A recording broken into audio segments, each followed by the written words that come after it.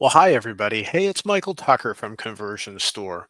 And just wanted to let you know if you are in a situation where your budget is being cut for your marketing this year, but you're still asked to be able to meet your revenue goals, totally understand and completely empathize with you. It's not a new situation, and it's something that we've been able to help deal with other marketing leaders in the past. So, today, we're going to just do a preview of an upcoming webinar that I'm producing that's basically going to be specifically for marketers like yourself. How do I figure out what to change inside of my marketing technology stack in order to be able to drive the same amount of revenue and be able to increase the efficiency of my marketing program with some of the limitations that I might have budget wise?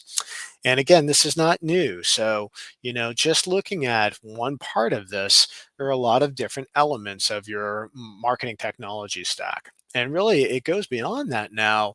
We live in a world where we're talking about go to market strategy, which really pervades marketing, but also then talks about sales and customer service, because all three of those things are really key elements in terms of driving revenue through new customers, maintaining existing customers, and then turning those existing customers into advocates that help you to be able to grow your business and generate revenue without the additional spend that might be required for brand new acquisition costs. And so when you look at this graphic, right, we're looking at a couple of different areas where you might make a change.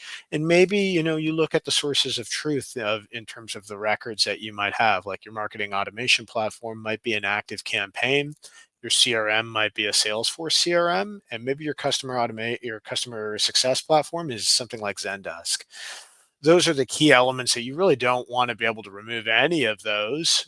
You might be in a spot where if you have a higher spend for like an enterprise tool like a Marketo, that you might need to make a migration in that case. But that's an extreme example.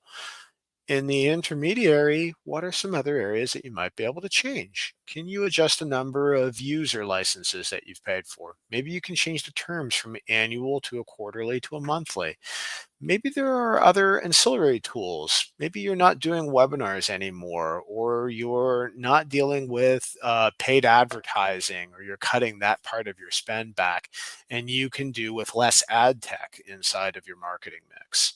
Those are all areas that you can and should look at an extraction or maybe a migration if that's necessary.